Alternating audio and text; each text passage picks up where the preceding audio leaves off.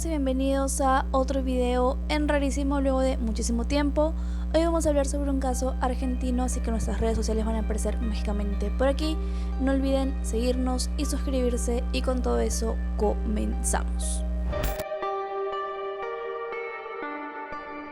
Como les comenté, hoy vamos a hablar de un caso argentino, el caso de Ángeles Rawson, así que tenemos que hablar un poco de ella. Ángeles Rawson era una adolescente de 16 años que vivía en el barrio de Palermo en Buenos Aires. Ella es descrita como una chica bastante alegre, responsable y muy querida por sus amigos y familiares. Ángeles estaba cursando el último curso de secundaria y también practicaba hockey. Además, le gustaba mucho el anime y solía hacer cosplay de manera regular. Los padres de Ángeles son Franklin Rawson y Jimena Aduriz, que pues estaban divorciados, así que para el momento de los hechos, Ángeles vivía con su mamá, su hermano Juan Cruz Rawson, su padrastro Sergio Opatowski y el hijo de él, Alex. Como se pueden haber dado cuenta, Ángeles tenía una vida bastante normal y era una chica llena de sueños y proyectos a futuro. El caso de Ángeles comenzó el lunes 10 de junio del 2013. Ese día en particular ella tenía un día lleno de actividades. Por la mañana ella debía ir a su clase de educación física para luego regresar a su casa a almorzar y por la tarde ir al colegio. Luego de ir al colegio tenía clases de inglés, así que se estimaba que ella iba a llegar a su casa por la noche. Obviamente su familia estaba al tanto de todas estas actividades, por lo que sabían que recién verían a Ángeles en la noche.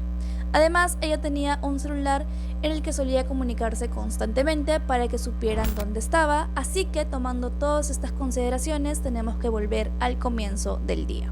Ángeles salió temprano de su casa para asistir a su clase de educación física como lo hacía cada semana. Allí se reunió con sus amigas y pues realizaron los ejercicios como hacían normalmente. A las 9:45 de la mañana, cuando la clase terminó, Ángeles le dijo a sus amigas que iba a ir a su casa a comer y que luego regresaba. Sin embargo, ella nunca llegó al departamento. La madre de Ángeles se dio cuenta de que su hija no se estaba comunicando desde la tarde, pero sus alarmas se comenzaron a encender a eso de las 7 p.m.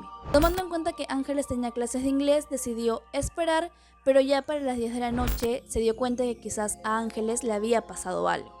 Lo primero que hizo fue llamar a sus amigas para preguntar si quizás ellas sabían algo de su hija, pero al no obtener respuestas decidió llamar al instituto, en donde le informaron de que Ángeles no había asistido a clases.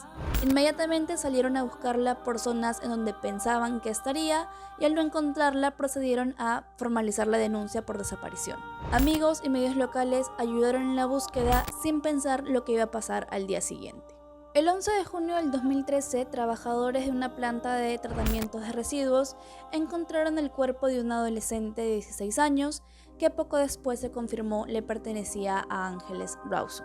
Un dato clave para la investigación es que el cuerpo de Ángeles pasó mucho tiempo dentro del camión recolector, en donde fue comprimido junto a los demás residuos. Desde el punto en donde el cuerpo de Ángeles habría sido recogido hasta la planta de tratamiento SEAMSE, ubicado en José León Suárez, provincia de Buenos Aires, hay un recorrido que dura aproximadamente más de 40 minutos. Igual les voy a dejar la imagen del Maps por aquí para que ustedes mismos puedan ver cuánto dura el trayecto. El trabajador declaró que había encontrado el cuerpo de Ángeles en la hacienda transportadora de basura. Esto significa que su cuerpo había pasado posteriormente por diversas máquinas que compactan y procesan la basura.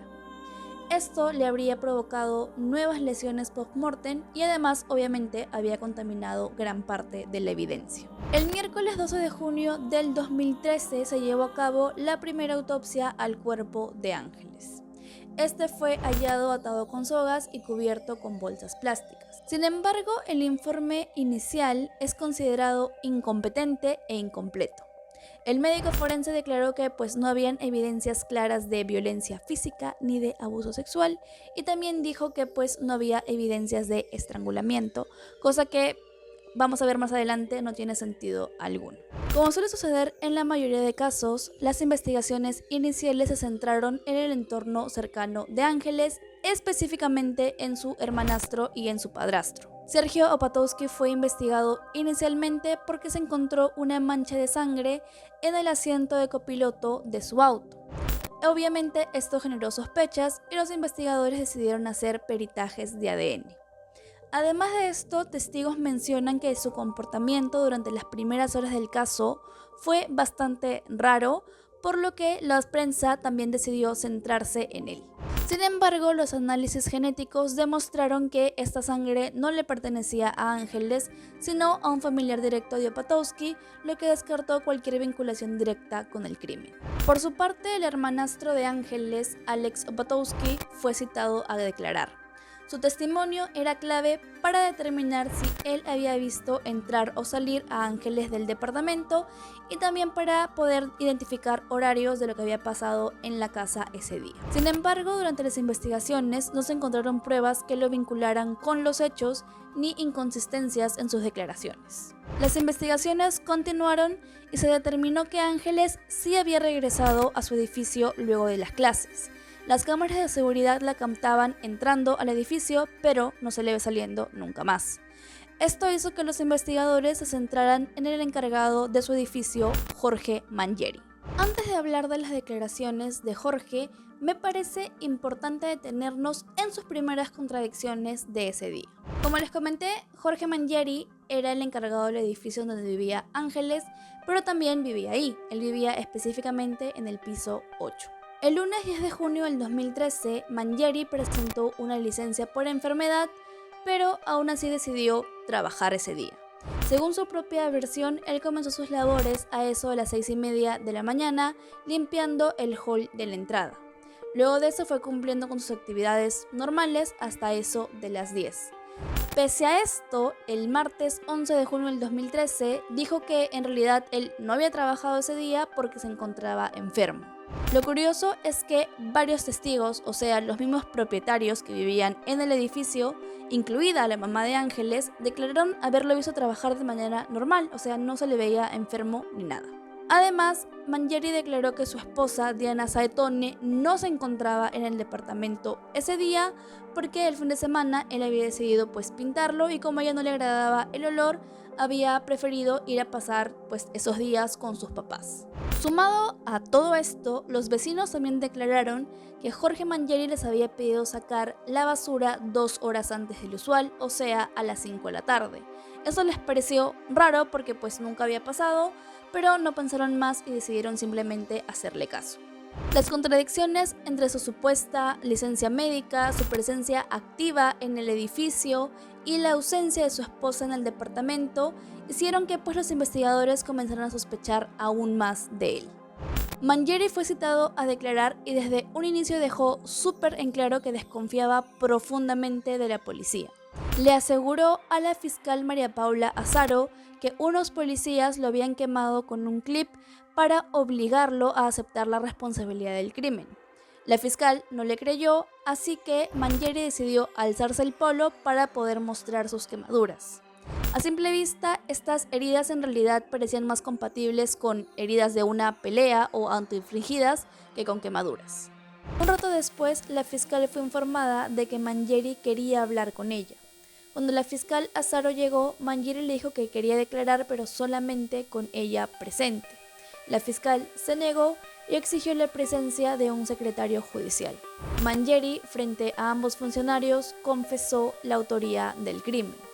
Dijo textualmente: "Yo soy responsable de lo de Ravignani 2360, fui yo, mi señora no tiene nada que ver en el hecho". Tras decir esta frase, Mangieri parecía bastante dispuesto a hablar de todo lo que había pasado con Ángeles, pero la fiscal decidió detener su declaración para no afectar la validez del proceso. Y esto es porque, según las leyes argentinas, una confesión no es una prueba válida por sí sola. Todas las confesiones tienen que tener evidencias materiales y para ese momento no había ninguna. Luego de esto, obviamente se procedió a la detención formal de Mangieri y él decidió no seguir hablando de lo de Ángeles y optó por el silencio. Como les comenté, la primera autopsia realizada a Ángeles fue nefasta e incompetente.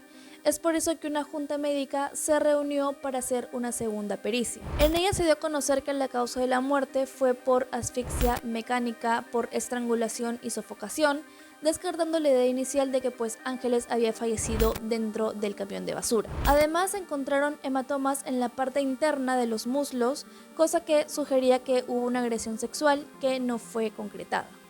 También se encontraron lesiones en las manos y en los brazos compatibles con defensa, y eso quiere decir que pues Ángeles se resistió al ataque lo más que pudo. Finalmente se encontró material genético de Mangieri debajo de las uñas de Ángeles. Eso probaba de manera bastante contundente de que había habido un contacto directo entre ellos y además reforzaba la acusación en contra de Mangieri. Con todos estos hallazgos, la fiscalía construyó una hipótesis de lo que habría pasado ese lunes 10 de junio.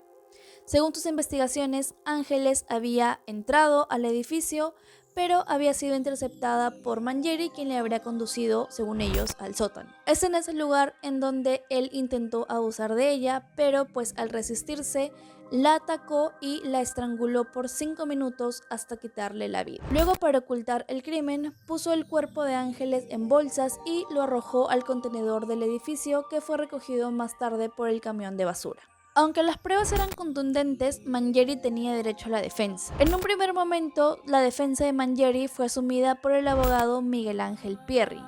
Poco después se dio a conocer que Mangieri no le estaba pagando sus honorarios, sino lo hacía un empresario llamado Horacio Biaggi. En realidad, Mangieri declaró que él no conocía personalmente a Pierri ni a su equipo. La situación se volvió aún más polémica cuando en una entrevista televisiva, el hijo pequeño de Pierri dio unas declaraciones bastante polémicas que les voy a dejar en este momento para que ustedes mismos saquen sus conclusiones, porque dicen por ahí que los niños no dicen mentiras. La pregunta es inevitable. ¿Mangieri es inocente, sí o no?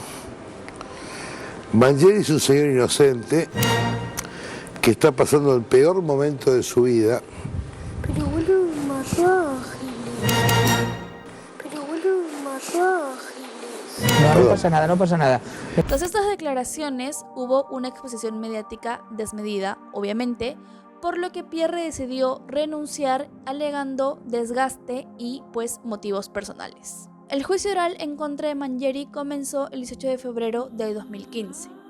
Tras más de 5 meses de audiencias y presentación de pruebas, el tribunal emitió su sentencia el 24 de agosto del 2015. Mangieri fue declarado culpable del feminicidio, abuso sexual y homicidio agravado de Ángeles Rawson. Por estos delitos, él fue condenado a cadena perpetua.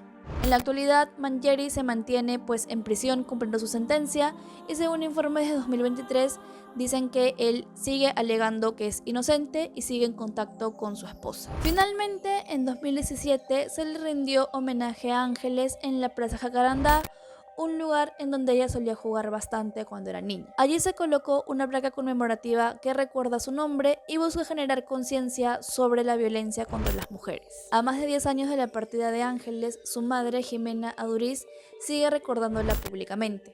En octubre del 2025 publicó un mensaje por el cumpleaños número 29 de Ángeles. En este mensaje expresó que su hija sigue siendo su maestra de vida y su motivación para acompañar a otras víctimas, manteniendo vivo su legado de justicia, amor y fuerza.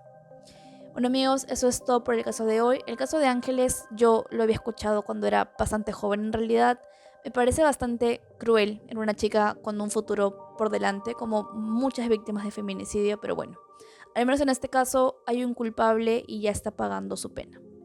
No se olviden de suscribirse y seguirnos en nuestras redes sociales. Nos vemos en el siguiente video. Bye.